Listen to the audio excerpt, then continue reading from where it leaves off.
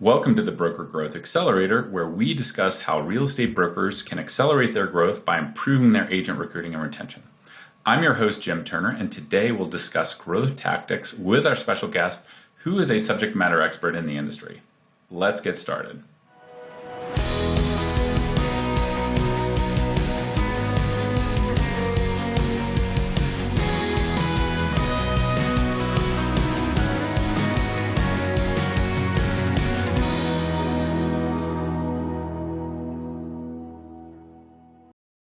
Hi, my name is Jim Turner, and I'm the CEO and co-founder of Brokerkit, and I'll be your host today. Today on the show, we're super excited to have Tyler Simmonds, an experienced vet in the real estate recruiting space. Tyler, welcome to the Broker Growth Accelerator. Thank you for having me. Awesome. Well, let's just start out with some background. How long have you been in the business, and how did you get into kind of real estate, and then later, how did you get into kind of the recruiting side? Really, I actually bought my first flip at 19, but that's taking you way back. Kind of was idle for a while. I did actually a handful of flips, but I think my first taste of real estate, probably in the more professional level, was mortgage.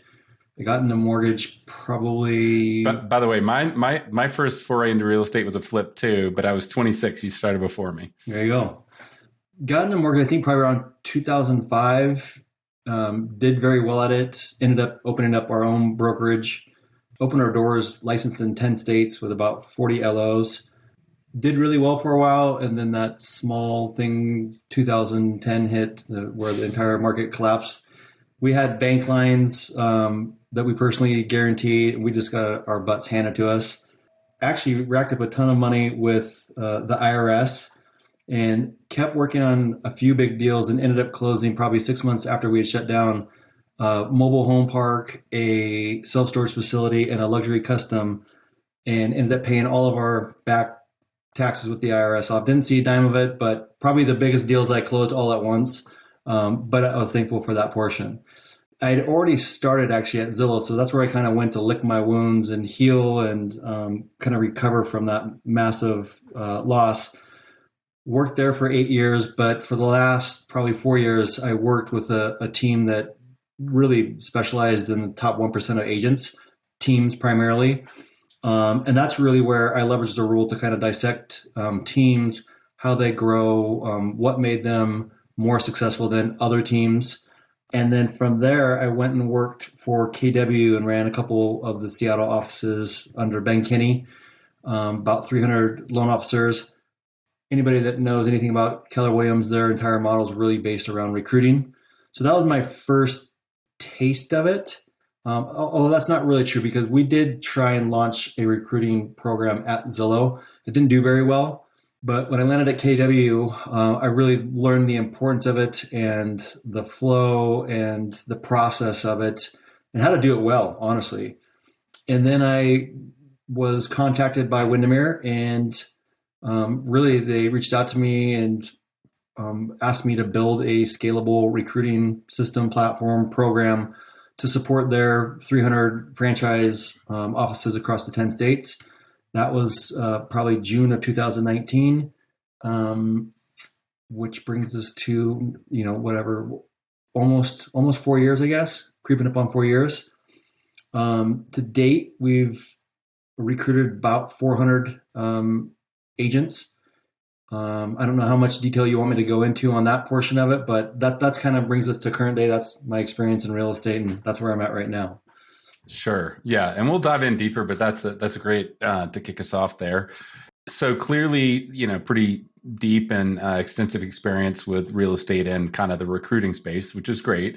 Here on this podcast, we're really focused on how brokers can leverage their talent funnel versus their sales funnel to accelerate their growth and build, scalability. Instead of going out and selling, building a business, selling one house at a time, how do you build a scale, how do you scale an actual business as a brokerage by bringing in, kind of great agents that go out and sell on your behalf and allow you to scale that firm. So maybe you talked about kind of like the size of kind of Windermere, and I know you're super focused on kind of growing the business there. Let's just talk about how many agents does Windermere have now? What's the what kind of like goals are there around growth? How many agents is that adding, on a kind of monthly and annual basis? Like what does that operation kind of look like? Operation, we have about 7,000 agents. Right now, we've kind of been there consistently. I will say, like, one of the things I've learned through this is, especially coming from Keller Williams to, I would say, more of a traditional model, growth is really, it needs to be kind of in the DNA of the culture from the ground up. I think that's a big challenge, almost like tech adoption, where if you don't start out with tech, it takes agents or brokerages a really long time to adopt some type of new tech. It's the same thing with adopting a new strategy with recruiting. I think as a company, we probably recruit company-wide, probably, I think the last number I looked at was probably about 1,000 agents a year, but that's across company-wide. So my team itself is a small portion of that, but in reality, my team is really 3 people plus a couple of virtual assistants. So we're cranking out 100. Each of them are cranking out basically 100 interviews per month per rep. And so we're like last month, meaning March, we just brought on 18 people. The month before that, we brought on 14. So those are considered pretty good months for us. But I think as a whole, it's a very small portion of the overall growth from Windermere standpoint. Mm-hmm. At the same time, we probably need to be doubling that both as a company and our own team. And I think we're slowly getting there, but it's because of that traditional mindset where, Windermere as a whole used to really only recruit like the seasoned agents, but those seasoned agents, a lot of them are now retiring out of the business. So we're really looking to get those people that are going to be with us for the next 15, 20 years. And in my opinion, at the end of the day, it is a numbers game, whether it's purely the people that are going to make it in the business or to find those, the talent that you're looking for, the character profile that you're looking for. There's nothing truly sexy about what we do. We just grind. It's a grind that almost as if you think about it from an agent standpoint, and somebody that grows their business from a prospecting standpoint, they got to chase those no's. And it's the same thing. Like you're picking up the phone, you're dialing for dollars, you're emailing, you're texting, and that's it at the end of the day.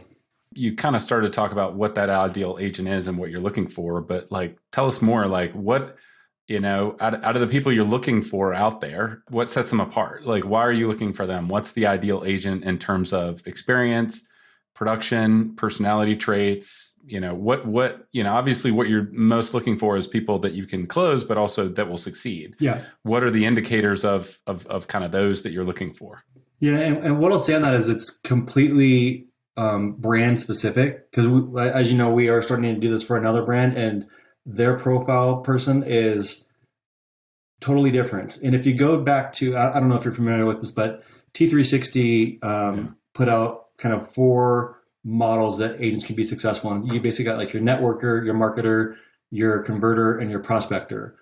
And for Windermere's model, it's a networker all day long. In fact, like if you're not a networker, if you haven't been in the area that you live in for probably at least 3 to 5 years, have a database of at least 100 people, they won't really even interview you because they're looking for those people that come in, build that relationship-based business, preferably some sales background or customer service background.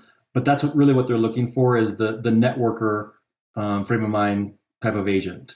So how do you find them? Like, what are your sources of kind of recruiting leads, essentially, to kind of prospect for people that fit that profile? Yeah. So ours, for me, scalability is, and especially if you look at the amount of interviews that we're doing, it has to be very systematized and automated. So for us, anywhere that they come from, whether it's sourcing on the DOL list, whether it's syndication through job boards, through Windermere's corporate website, they all basically will funnel into our platform. And right out of the gate, they're going to have a very quick, name, email, phone number, where are you at in your career stage. From that, we'll direct them to basically what we call a quick assessment. And that quick assessment basically will have a series of about 10 different questions. And we rank those questions, give them a score. So we can see as soon as they funnel through that, are they actually a qualified enough candidate based off of our ranking system to actually, then it will trigger based off of the score. a follow-up email and text allowing them to schedule their interview with us. So, all those things, college education, how long have they been in the area? Do you have any experience in customer service field, hospitality field, stuff like that? All those things combined. And if they're close, obviously it will be used for our own judgment if there's other compensating factors. But I'd say right out of the gate, we act as a pre-screener for Windermere. We're not the ones giving that final hire. So we use a general philosophy as if this is our own brokerage, if this is our own team and we were hiring for it, would this person deserve a second interview? And so that's what we do. Like right up front, we basically pass on probably 50% of the people that come through. And that 50% means that they are either in school or they're already licensed. So we're doing our owners a great service by saving them a ton of time and doing what we do pretty well. Mm-hmm. And so, I mean, when you kind of describe the lead sources, most of them sounded like they were inbound, kind of website leads coming in, a little bit of outbound. So maybe just talk about what are you doing kind of outbound? Because it seems like if you're hiring mostly experienced agents coming through the website and things like that, we don't typically hear people finding experienced agents that way. It's usually more. We find some. It's not a lot. If we're talking about outbound, I mean, it's going to be the same as everybody else, right? We're going to run our trend graphics report or whatever type of data source you're using, broker metrics, and whether it's listening to what's going on in the street. If there's an office that's closing down, that would be a hot source. Generally speaking, we will look for a agent profile that will benefit from our model. Maybe they've been in the business for whatever, under 3 years, under 4 years. Their productions, okay, they've proven themselves, but it's not really that great. Maybe they're at a discount broker. So our team will know, okay, discount brokers, they're not going to have the same type of training, resources, whatnot, just because they can't afford to provide those things. So you'd obviously have to pivot your pitch to whatever profile you're actually going after. If it was more of a seasoned agent luxury wise, we'll say if they're at Compass or Sotheby's or even Coldwell Banker, we have a good pulse as far as what those brokerages charge. So obviously that's going to be a little bit more angle. You can get the same level of service, same tools, resources, but put an extra, X dollar amount back in your pocket, or use that for additional marketing to make more money, or hire additional support staff with that extra savings. So we just have to be kind of fluid and pivot and have a good idea as far as what do our competitors actually offer compared to what we offer, right? Our value proposition. Okay. And when you're doing that outbound kind of outreach to those experienced agents that you've kind of, that fit that profile that you mentioned, looking out in the MLS data and whatnot, whether it be trend graphics or, broker metrics, Realytics, how are you, walk me through how you're getting, from lead to kind of conversation. Is it, when you're doing the outbound, is it, kind of call, email, text, social media, some mix? How many touches does it typically take to get a conversation started with people? How does that work? It will. Ours does not include the social media touch, although we're going to start doing that now that we've talked to you about what Brokerkit, your flow and whatnot. I like that. Ours is really going to be email, text, call, because again, it's that automation portion. And really, if they haven't scheduled an appointment with us, if that's inbound, right? If they haven't scheduled that appointment with us, that's where it creates a task automated for us, which we'll pick up the phone and basically dial for them. If we're doing outbound stuff, we'll probably start with an email, and then it will be more of a follow-up call and text. Say, did you receive that email that we sent over to you? So it ends up being kind of more of a warm follow-up call or text. And again, kind of going back to, it's a numbers game. You can only get so much information through those different data sources. So you're looking at finding that person that kind of fits what you're looking for at the right time. Maybe they just got in a fight with their broker, or something happened, and let's say it's probably 2% of the people that we're reaching out to. So maybe at 100 people that we'll reach out to, we're probably setting 2 appointments. Mm-hmm. It's a grind. And so back to, touching on the social media, we definitely recommend to our customers that they leverage that as part of these cadences. And partially because when you look over really over the last year and going into this year, it's getting harder and harder to get your email, emails, calls, and text delivered. I mean, there's a huge crackdown on, because of like all the robocalling, robo-spam that's happening on really just tightening kind of the screws on how to get things delivered. And social media goes through and they will see it, right? They're much more like, if you send something through LinkedIn, just almost because of the novelty factor, they're much more likely to see it than an email that you would send them these days. And it's always going to go through and you don't have to worry about it landing in the inbox. So, so it's something to consider for those out there. Okay. So say you get them on the phone. I mean, do you kind of qualify them on the phone before setting an appointment? How do you just get them excited for the appointment? When do you do the actual kind of screening and qualification? Is it just, start a conversation, get them on the phone, get them excited about it, and then have an appointment where you kind of do that screening? Like, how does that flow work? For us, it's very systematized. So it's them coming in, they schedule the meeting, obviously, because they fit kind of the minimum qualities that we're looking for. And then depending on depending on the actual company itself and where they're at in their career, we have what we call basically a snippet, which is essentially just a series of questions that we're looking to get answered that will tell us either about their business, their background, what are their goals, some of their kind of historical achievements to get us a good idea. And then from there, if we like them, then we will introduce them to one of our offices or multiple of our offices in their area. Okay. That call takes about 45 minutes. Oh, the initial kind of screening or qualification call. Okay, great. Okay, and then the recruiters are setting that up, and then if someone's qualified, then they're setting up kind of the appointment.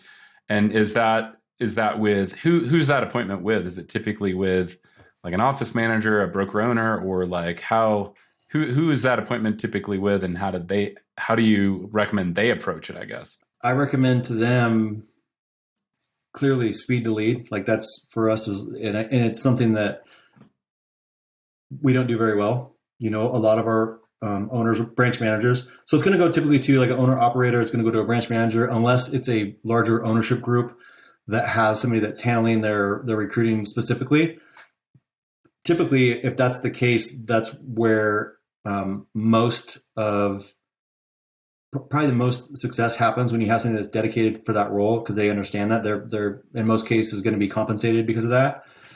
Then it probably goes to the owner operator because it's their office. They're vested. This is their livelihood. And then it probably goes to the branch manager. And I think almost a lot of times the branch managers will look at it as almost a burden if they have to take on a new person, put them through training. Again, like if we're talking about newbies, Right. Surprisingly, going back to kind of, we fail a lot and just the speed to lead. I could tell you numerous times where we've had literally people that would equal $100,000 to these offices not even get responded to in over a week. And it's sad, but it's also what separates each company, each office from each other. Like we recognize who we're up against, obviously coming from Keller Williams. I know EXP is kind of the same way. They understand the speed to lead philosophy, and it's not only speed to lead, but even once you set that appointment, that next appointment for them, it's, how well do you articulate your value proposition? What is that experience like if they come into the office? Are you wowing them more than the other people that they're talking to? And then obviously from there, you've done a great job on that. Hopefully you have the ability and the confidence to make an offer on that spot, because your competitors are going to be doing it. But if you don't, if they're not ready, then obviously the fortune is in the follow-up, right? You got to keep on dripping, keep on staying in front of them, and not just asking them to join your office, but continually following up with content, collateral, opportunities, education, whatever it is that speaks to where they're at in their career, which I think is probably a hard thing for a lot of people, just because, especially if you're trying to do this at volume, it's just like you're juggling a lot of hats. And so back to speed to lead, do you have any kind of stats around that? Like, what is a good speed to lead? At what point does it start hurting you if you're not, kind of getting back in touch with people? Like, what would you like to see in terms of, kind of response on a lead being handed off? And and actually, let me ask a question before that, because this sometimes comes up. You set an appointment. Is it basically sending them kind of, the appointment's already been set. You're asked, how quick did they reach out to kind of like maybe, let them, almost send them like a welcome email before the appointment versus just wait to the appointment? Like, what do you mean by that? So so they wouldn't really get an invitation to set an appointment until they've gone through, like we call it, basically a quick assessment. Yeah. And based off of those quick assessment results, then basically get some congratulations. Yeah. We've seen your results from your quick assessment. Let's get you scheduled for an interview and take the next step.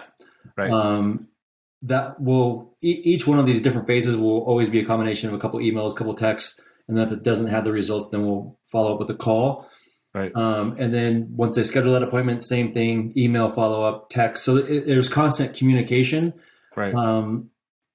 But up until that point, we are, I'd say, about the business was sitting down, getting the interview, making sure that we're not going to waste our offices, our owners' times.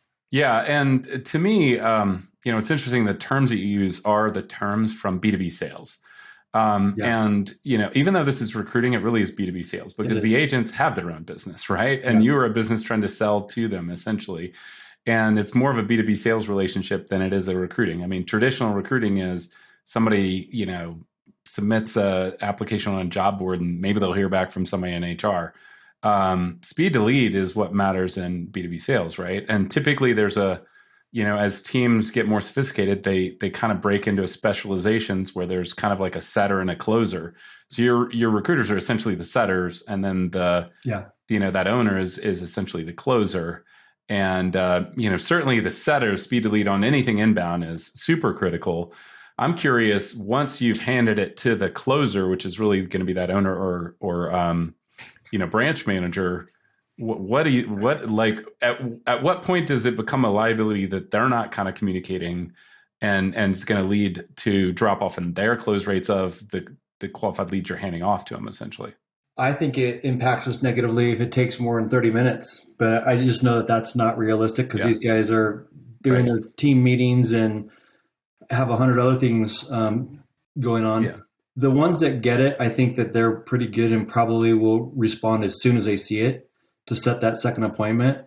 A lot of times they'll just CC us on it, the invite, and that would probably be within a couple hours. Otherwise, I'd say for the majority, same day response. Preferably 6 hours. Not if it comes over in the morning, you're doing it at the end of the day, but by the afternoon, to the recruit, it reflects how they're going to be serviced inside the office, right? Like they think that's the message that's going over to them. Is this person going to have the time for me? Well, you got to make sure that right out of the gate, they feel like you're getting serviced and they have your attention and you're excited to actually interview them for the next step. Yeah. And I've seen some stats. I hesitate to say the exact number, but and this isn't specific to kind of real estate recruiting, but just B2B sales in general, any inbound leads after 5 minutes, the close rate drops, I think, by like 40%. Yeah, I think it's actually more than that because that's something I know for a fact from being at Zillow. Yeah. And that's everything we tried to cope agents to. And that was not B2B, it was B2C because you're getting people about the homes. I think it'd be worse than B2C if you wait. It might be. Yeah. And it's unfortunate because we're in this instant gratification society now where everybody expects everything on demand. And that's, it's not realistic in a lot of times, but you kind of have to operate under that mindset that these people are expecting now, right? And not only that, but if you have them warmed up and excited about something, why would you want to lose that opportunity to speak to them when they're already excited? Right. And or why would you want to open the door for them to reach out and speak to another one of your competitors? Yeah. Time kills all deals. Yeah. Right. And this is a deal you're trying to close essentially. So, okay. So we talked about kind of agents and recruiting them. I mean, you've obviously staffed up a team of recruiters. Many of our kind of listeners are curious about adding kind of recruiters in and operationalizing it. I mean, you're kind of at a scale beyond most out there. What do you look for in recruiters? Like when you're trying to hire a recruiter, what makes a good recruiter, especially in a kind of process-oriented, scaled environment like that? Very personal people, organized. If you have real estate experience, that's great because you understand the language. If you don't, it's okay. You can kind of get through that. For me, like if I'm recruiting for somebody now, I'm actually looking at what have they done high volume recruiting. because that's a whole different animal when you're, think about, and it's funny, like every time I bring on somebody, like they don't quite understand like how we don't remember who we spoke to yesterday, because we have all these extra layers to protect us, recording the calls and transcribing it and stuff like that, because for the first week you can handle that, but beyond that you're just like you're almost having the same conversation 100 times a month, and that gets hard. So high volume recruiters is something that I definitely look for. Incentivizing them on a tiered based level, so the more recruits that they get, the more money that they make. It is in a way high pressure. I don't want to say high pressure sales, but it is intense because every month, as soon as it closes out, you're starting all over again from scratch. I've done that, so I know that feeling. And it hero to zero. Yeah, exactly. Pretty much every role in sales. Much. And it starts right back over. For us, it's also it's beyond just a recruiter, because, for example, Megan handles my Western Washington and Oregon territories, and she has in that area about 140 offices just between that small two areas. Then Timory has about the same. She probably has about 160 offices, but it's Eastern Washington and then the other 10 states that we have. So it goes far beyond just that recruiting role, because they have to also act as an account executive. They have to understand, what are they looking for? Because each office is a little bit different. Our role is really kind of tough because we're working with so many different franchise owners that have different wants and needs. And part of how we handle that is when they come on board, we have an intake form for them that they fill out. So we can actually be reviewing that while we're on a call for somebody in that area and talk to the frequency of their weekly meetings, their monthly meetings. How often do they get together on social get-togethers? Is culture really important for you? Well, if it's an office that doesn't have monthly social get-togethers, okay, that might not be the best office for you. Maybe we'll put you at the one that does it bi-weekly social get-togethers. So things like that really helped us kind of push through it. And obviously this didn't all happen at once. This is something that's kind of evolved over time. Megan, I worked with her at KW as well. So she came, she understood that. She was our onboarder at KW. Both of my other gals, well, one of them came from recruiting, another one came from real estate. So the real estate component, I think, is the one thing that I learned. You can learn that, especially from a recruiting standpoint, how we built this. Right. And I'm almost thinking at this point, how we might scale it from here on out is these three recruiters will actually become more of a team leader, and we'll start building teams underneath them, because the demand that we're getting now, we can't do it with the current model. Sure. And so what kind of targets or activity targets and results do you set for a kind of a recruiter? And it probably depends on if they're working inbound or outbound or some kind of mix, but how many calls a day, or just how many calls, emails, whatever activity targets you have a day or a week, which leads to how many appointments, which leads to how many kind of qualified leads that are handed off. What do those numbers look like for kind of So we track activities as far as emails, basically creating notes, calls, meetings held, and then text. But our text we actually keep separate. But for a full-time recruiter, we're looking at about 2,500 combined activities per month. If you're looking for, or if it's more of an outbound role, that's actually going to go up to about 10,000. If we are taking into consideration text messaging, we're looking at a total of about, on average, 2,000 text messages per month. On top of those, if you're managing mostly inbound or just focusing on your appointments, so your total with text in those would be about 4,500 activities per month. Okay. And do you, texting, and in addition to kind of the social, is a way to cut through the noise, right? And it's got pretty high response rates these days, but do you use it at all outbound before you've talked to people, or is it more just kind of following up and scheduling and, scheduling appointments and follow up once you've talked to them? How do you use it? We do outbound, we kind of have designated roles. So our VAs will do most of our outbound, and we track that. They have unique appointment setting links, so we can track, obviously, because they're compensated for their own appointment set. So when they come through, we can track every month how many they've set through these designated links. But they're, at the end of the day, they're doing the activity base. They're setting appointments for the girls. So at the end of the day, like I view my role, I'm doing my job is if I can keep their calendars full without having to have them go out and prospect. You said it earlier, like the reality is you have people that are good at prospecting, you have good at people that are converting. Right. And I'd rather have our people focus on converting, winning them over on the interview, and let everything else just set those appointments for them. And you mentioned kind of 3 recruiters. So those are effectively the screeners that are almost a closer, even though they're handing it off to the, kind of the broker owner that's trying to close them. How many of those VAs are feeding or prospecting to kind of feed the calendars for those 3 people? So one of my recruiters just went full-time recruiting last March because we took on another company. So that's where we jumped up. We were hovering right around probably 200 interviews per month for the 2 recruiters. She was helping set appointments for the recruiters, but she was doing some overflow. What she would handle was if anybody came in through our system that was over 60 days out in real estate school, she'd handle those and nurture those relationships and take those on as her own. Since we took on this new company, that's where we went up to about 300. She's doing that full time. So we have basically 2 VAs that were setting appointments, prospecting, all that. She also, and I will say, there's probably one thing that I learned from doing this the 3rd time around.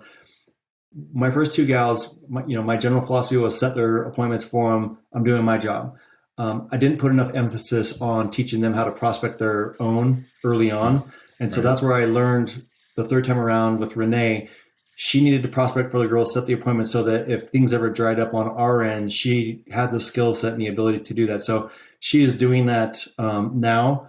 And I think that she set, I want to say she probably set 40 appointments on her own last month. I think we probably set 34. So she actually set more than what we could actually set because it was a brand new relationship. And then our VAs set like another 30.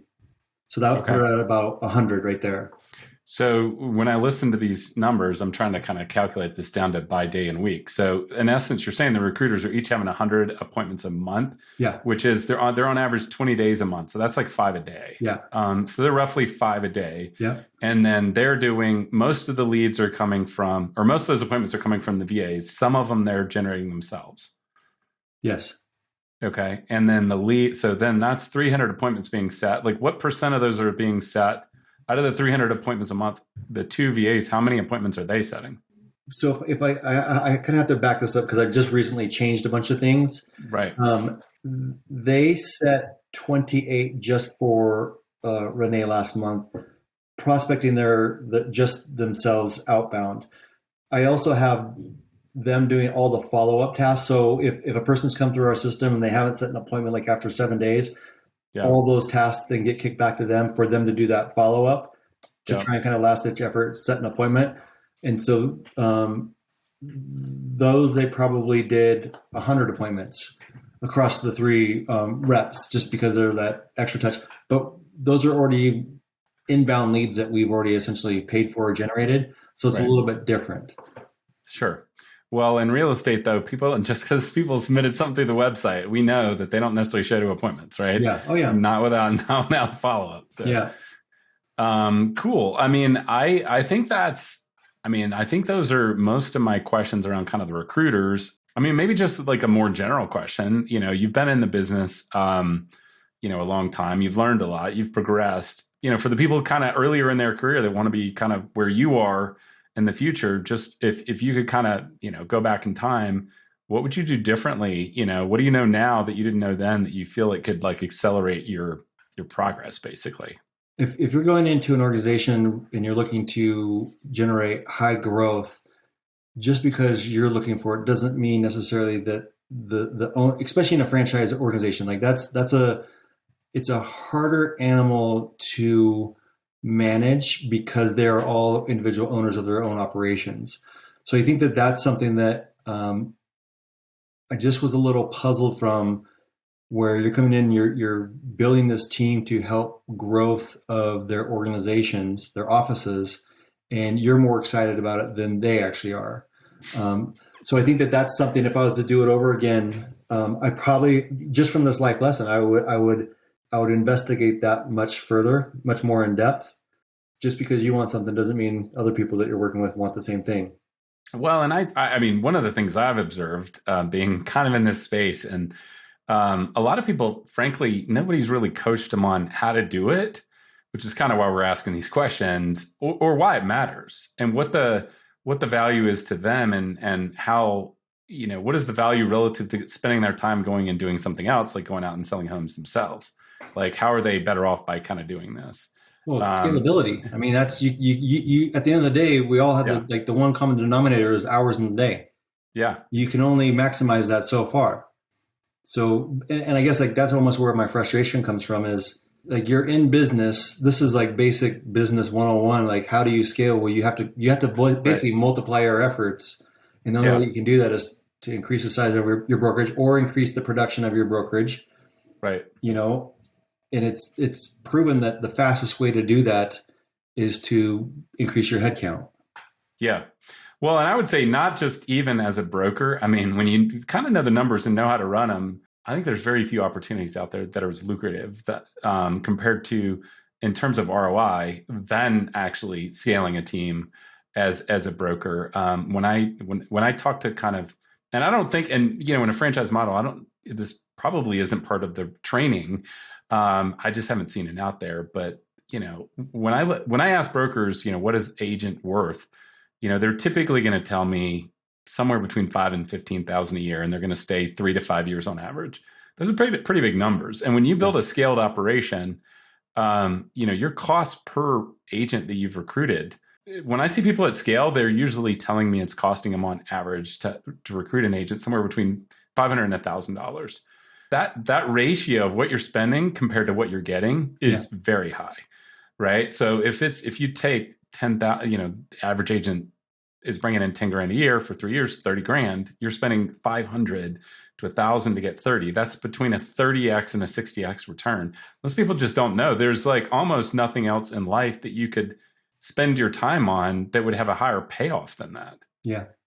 Right. I talked to one of our owners probably 2 weeks ago, and he was showing me his numbers, and they've taken a lot of our recruits. They're doing it the right way. And he said, I spent $60,000 with you so far, and my agents that you've sent over to us have made us $340,000. He's just like, I don't get it. Like, why are people not just all over this every single day? It's like, I would put my money into this all day long if I could get this return anywhere else.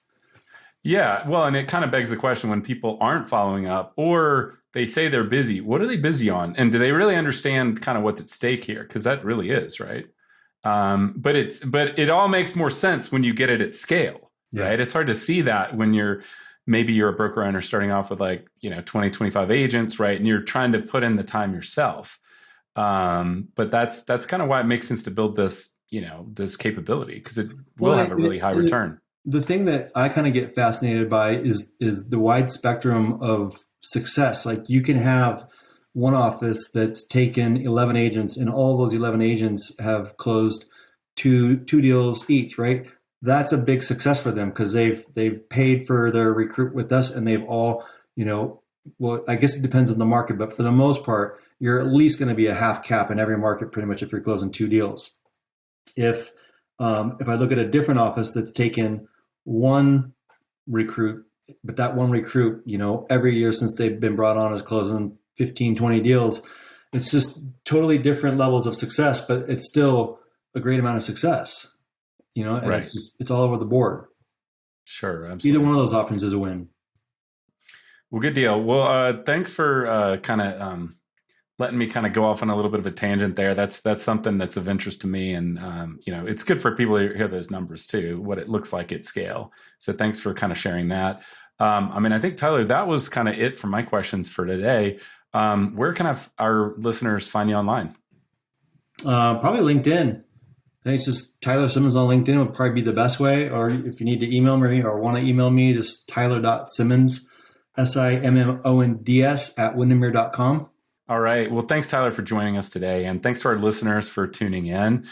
Please do join us for the next episode. And think about what Tyler talked about today and how you can apply some of those tips to grow your business. Thanks so much, and have a great day. If you enjoyed our show, please add a rating for us on Apple or Spotify podcasts. And be sure to come back next time to hear more strategies that will help you grow your business. Until then, this is Jim Turner, and don't forget, you need to put some of these tips to work today.